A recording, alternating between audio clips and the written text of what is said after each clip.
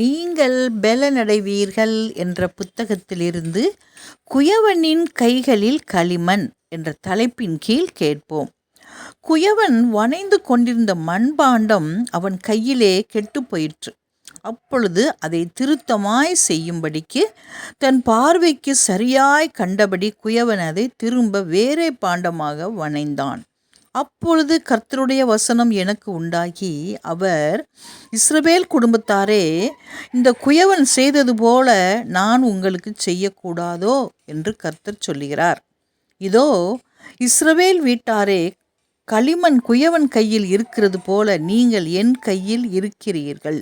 எரேமியா 18:4-6 வரை.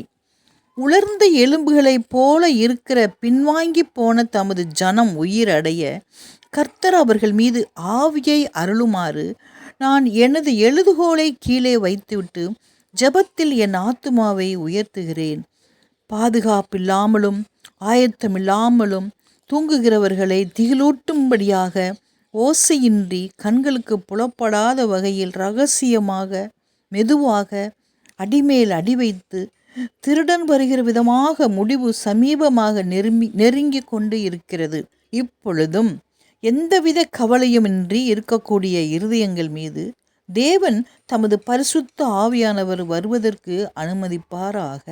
அப்பொழுது அவர்கள் மற்றவர்கள் தூங்குகிறது போல இனி தூங்காமல் விழிப்புடனும் தெளிந்த புத்தியுடனும் இருப்பார்கள். தன் வாழ்நாளில் பெரும் பகுதியை வீணடித்த பின் இனியாவது குயவனின் கையில் களிமண் போல் தன் சித்தத்தை ஒப்பு கொடுக்கவும் கவனத்திற்கு ஏற்றுவான பாத்திரமாக வணையப்படுவதற்கு தேவனுடன் ஒத்துழைக்கவும் சம்மதிப்பவன் யார்? நீதியின் பிரகாசமான ஒளிக்கதிர்களில் நின்று தெய்வீக எண்ணப்பதிவுகளை எளிதில் பெறுவதற்கு குயவனின் கரங்களில் களிமண் எப்படியாக இருக்க வேண்டும்? பூமிக்குரிய சுயநலமான நோக்கங்கள் எதுவும் ஜீவிக்க அனுமதிக்க கூடாது.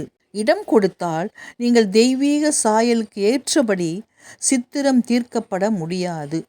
சத்திய ஆவியானவர் ஆத்துமாவை பரிசுத்தப்படுத்துகிறார். இந்த வேலையின் மகத்துவம் தெளிவாக புரிந்து கொள்ளப்படும்போது அது சிந்தனைகளையும் கூட கிறிஸ்துவின் ஆளுகைக்குள் கொண்டு வரும். இது நம்முடைய தனிப்பட்ட புரிதலுக்கு அப்பாற்பட்டது ஆகும்.